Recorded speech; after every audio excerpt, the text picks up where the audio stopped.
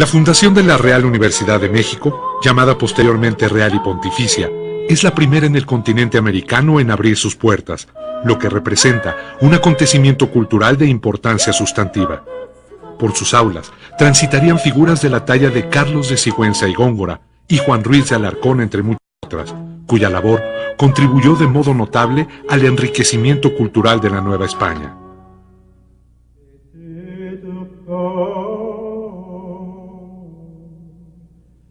Algunos cronistas describen que el 25 de enero de 1553, el virrey, los miembros de la audiencia y otros destacados representantes de la sociedad novohispana se dieron cita en el Colegio de San Pablo y luego de haber cantado misa solemne, partieron en procesión hacia el sitio destinado a albergar la primera sede universitaria.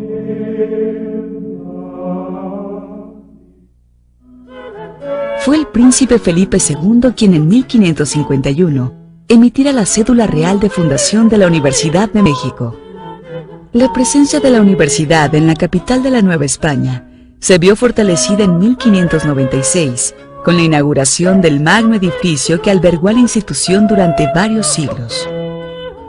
Ubicado en la antigua Plaza del Volador, que hoy ocupa la Suprema Corte de Justicia de la Nación, desde allí se proyectó la presencia de la universidad en la vida profesional, arquitectónica y social de la ciudad durante toda la época colonial. Las instituciones centrales de la Nueva España, tales como la Iglesia, la Real Audiencia y el Cabildo de la Ciudad de México, se nutrieron de catedráticos y egresados de la universidad. En el siglo XVII florece un sinnúmero de universitarios brillantes, matemáticos, filósofos, astrónomos. Es el siglo también de Sor Juana Inés de la Cruz y de don Carlos de Sigüenza y Góngora. Al tiempo que la ciudad se extiende, la universidad también va ganando espacios. Durante el siglo XVIII se construyeron en las proximidades de la capital palacios campestres como el de Mascarones, que albergó, tiempo después, la Facultad de Filosofía y Letras de la universidad. El antiguo Colegio de San Ildefonso, donde estuvieron la rectoría y las oficinas administrativas de la Universidad Nacional, y luego la Preparatoria 1 y el Palacio de Minería, donde tendría su sede la Escuela Nacional de Ingeniería. Más tarde, en el periodo en el que México inició su vida independiente, la institución fue clausurada debido a las tensiones con autoridades gubernamentales. En 1833, durante el gobierno de Santa Anna, el vicepresidente Valentín Gómez Farías decreta la extinción de la universidad. Su asesor, José María Luis Mora, califica a la universidad de inútil, irreformable y perniciosa. Más tarde, el mismo Santa Anna deroga la ley y restablece los colegios que se habían cerrado.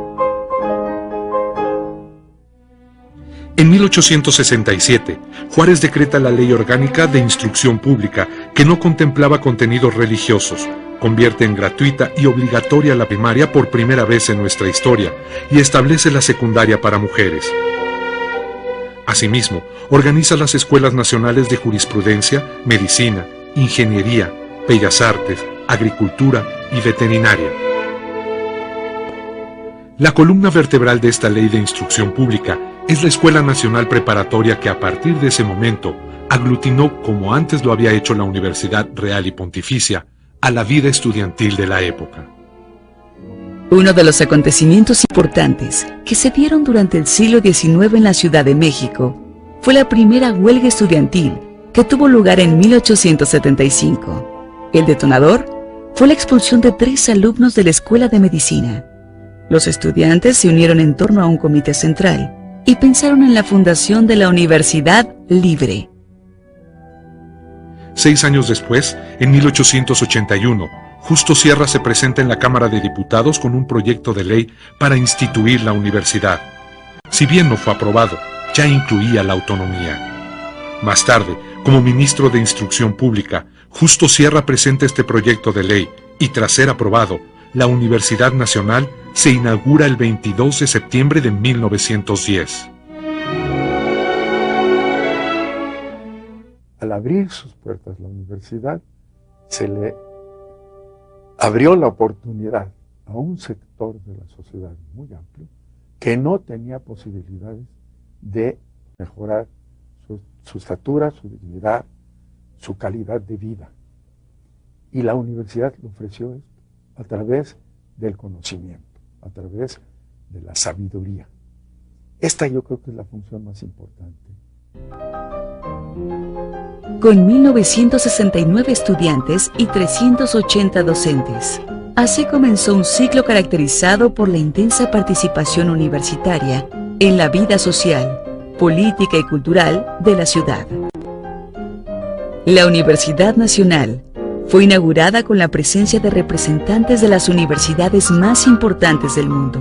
Fue en el anfiteatro de la Escuela Nacional Preparatoria, donde Justo Sierra leyó su discurso.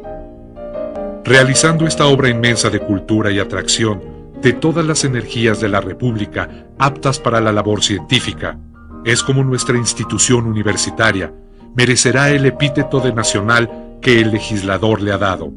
A ella toca demostrar que nuestra personalidad tiene raíces indestructibles en nuestra naturaleza y en nuestra historia. Así se celebró la sesión inaugural, y como parte de ella, se llevaron a cabo investiduras de honoris causa y ex oficio. Al final de la ceremonia, una procesión de togados partió de la Escuela Nacional Preparatoria en San Ildefonso hasta la calle Primo de Verdad número 2, en el actual Palacio de Odontología, donde se ubicarían las oficinas de la Rectoría de la Universidad Nacional de México. Allí se dio posesión al nuevo rector, Joaquín Eguía Liz. A partir de entonces, inicia su crecimiento la institución de educación superior más importante del país y se cimenta su carácter laico, vanguardista, con ideales de democracia y libertad. Si algo caracteriza a esta Universidad Nacional es que es una universidad que defiende esos valores: democracia, libertad, equidad, diversidad y pluralidad. Y que aunque no hayan estado escritos de esa forma en sus inicios de 1910, estaban en su ideario y los hemos seguido conservando. Por aquellos días de la primera década del siglo XIX, la ciudad volvía a levantarse con todo su esplendor para los festejos del centenario de la independencia, encabezados por Porfirio Díaz. Hermosos edificios nuevos lucían en las principales calles del centro, el de Correos, el Palacio de Comunicaciones, entre otros, y comenzaba a erigirse el Palacio de las Bellas Artes, antes el Teatro Nacional. De 1910 a 1920 se suman a la Universidad Nacional las escuelas de Medicina, Jurisprudencia, la de Ingenieros, de Bellas Artes, de Altos Estudios y la Escuela Nacional Preparatoria. Con el paso de los años se incorporan otras instituciones educativas y culturales. José Vasconcelos asume en 1920 la rectoría. Abogado, político, escritor, educador, filósofo y funcionario público, se unió a jóvenes intelectuales del entonces Ateneo de la Juventud Mexicana. En las críticas a la educación positivista del Porfiriato, se propone la libertad de cátedra y la libertad de pensamiento, principios vigentes hasta nuestros días. Así, se asientan las bases para la recuperación del nacionalismo mexicano y latinoamericano. La Universidad Histórica de México, que es la institución que ha formado a los cuadros en todos los órdenes de nuestro país y sin cuya presencia no se entendería al México moderno. Ese mismo año se establece la ley para la creación del escudo y lema como insignias de la universidad, la imagen del águila y el cóndor que rodean el mapa de América Latina y la frase "Por mi raza hablará el espíritu". Diego Rivera, José Clemente Orozco, Fernando Leal y Juan Charlot inician la decoración mural del edificio de la Escuela Nacional Preparatoria.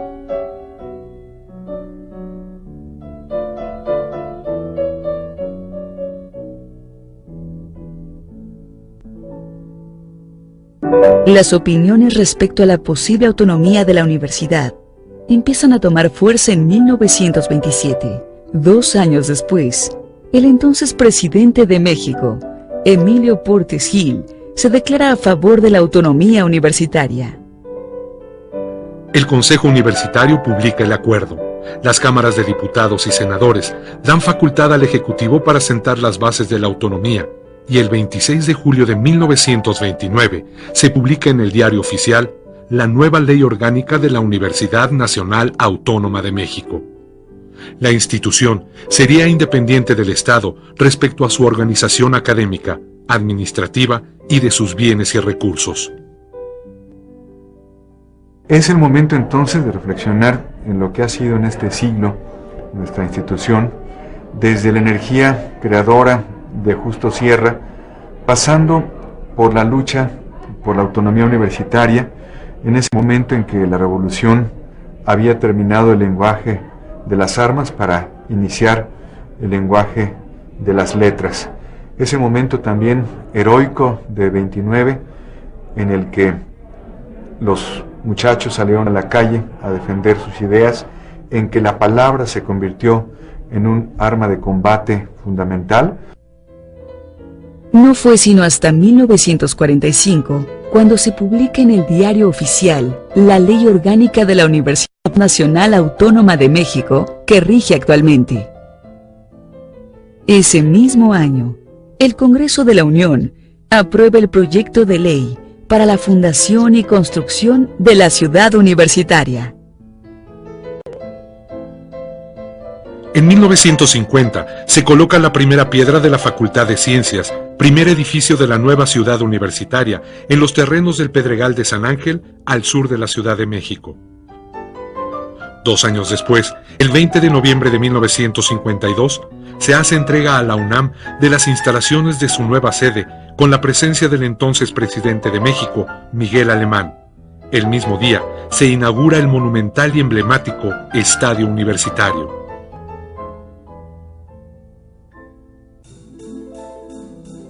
El siglo XX marcó una nueva etapa en la universidad.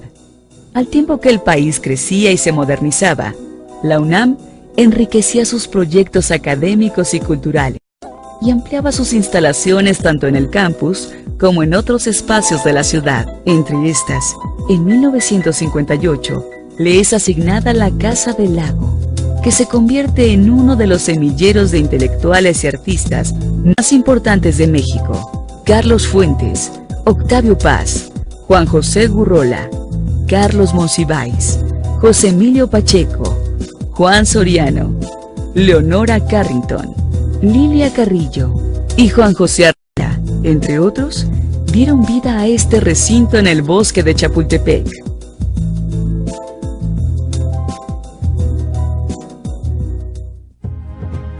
Era el año de 1962 cuando se aprueban las reformas de los estatutos que regularían las relaciones de los trabajadores con la universidad. Con ello, se sientan las bases del Sindicato de Trabajadores de la UNAM. También en el 62, el equipo de fútbol soccer Pumas de la universidad, de los símbolos de identidad universitaria hasta nuestros días, asciende a Primera División.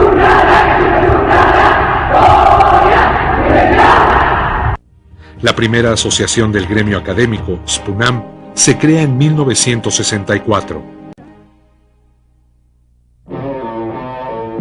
La década de los 60 es también la etapa de la contracultura, desencadenada por uno de los movimientos sociales y juveniles más importantes en la historia del país. Una pelea de estudiantes de la Vocacional 2 del Politécnico y de la preparatoria particular Isaac Ochoterena es reprimida por la policía, lo que desencadena una serie de marchas y protestas de la comunidad estudiantil. Ante las exigencias de los estudiantes, se agudizan las relaciones entre la universidad y el Estado.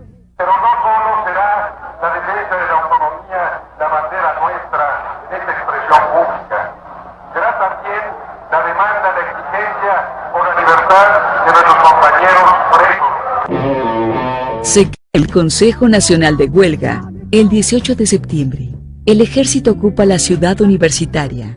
El conflicto se agrava y culmina con la matanza de estudiantes por parte del ejército el 2 de octubre de ese año en la Plaza de las Tres Culturas de Tlatelolco.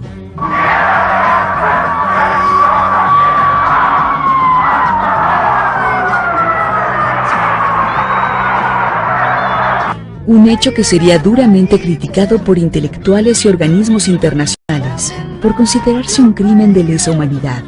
No obstante, a la vuelta del tiempo, el movimiento del 68 ha significado un parteaguas en la vida social y política del país, así como en la construcción de su democracia. En este México convulso, un México que está buscando su camino, su destino, tenemos una institución de excelencia donde han salido mexicanos y mexicanas que han prácticamente construido el México moderno. Es la máxima casa de estudios. El siglo XXI saluda a la UNAM en uno de los mejores momentos de su vida académica. El campus universitario, con 2.316.834 metros cuadrados de área construida, alberga a más de 300.000 alumnos, 35.000 académicos y 90 planteles entre facultades, escuelas y centros e institutos de investigación.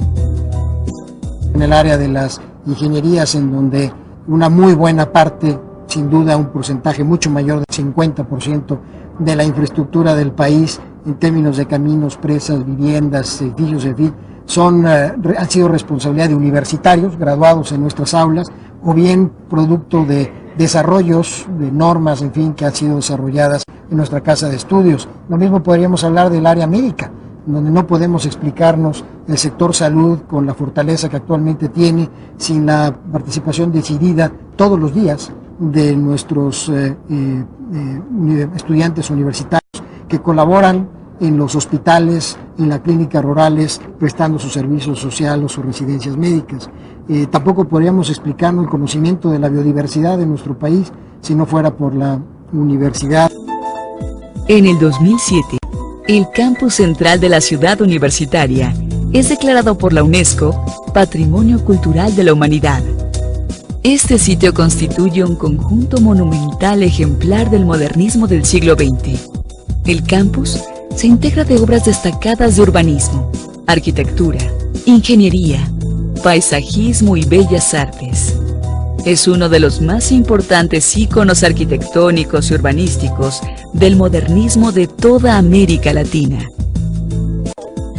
La UNAM, el alma de México, como ha sido calificada, es mucho más que una universidad en el sentido tradicional.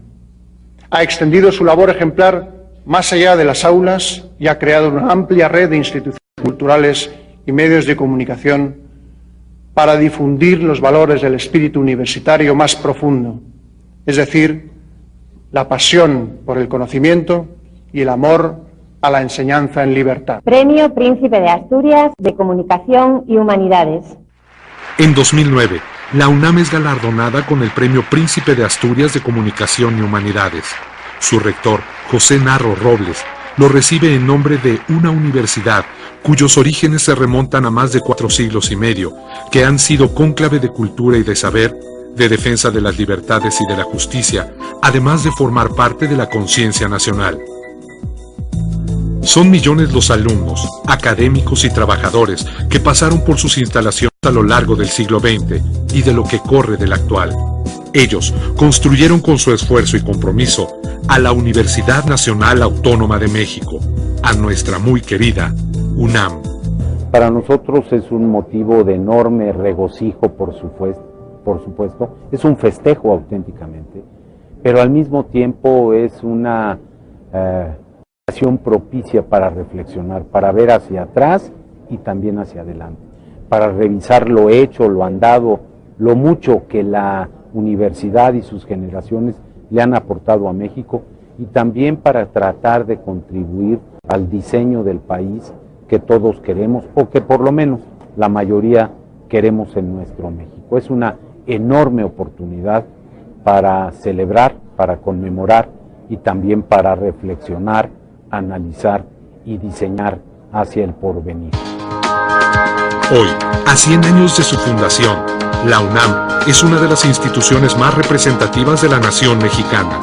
Es el proyecto educativo, científico, cultural y social más importante de México y uno de los más significativos para América Latina y el mundo iberoamericano en su conjunto. ¿Qué ha significado para mí? Bueno, creo que es una gran universidad, puesto que educa a la mayoría de los profesionistas de este país. Para mí estar en la UNAM significa un ejercicio de mi libertad, porque yo creo que nadie de los que estamos aquí está porque lo obligan. También estoy muy orgulloso de pertenecer a la UNAM, porque sí es una gran institución internacional y nacionalmente. Para mí la UNAM significa simple y llanamente una oportunidad de superación, porque para mí la UNAM es como una selva inmensa donde en verdad sobrevive el más fuerte, y no como en la sociedad que generalmente uno puede sobrevivir gracias a influencias o cualquier azar del destino. Aquí en la UNAM uno realmente tiene que demostrar quién es.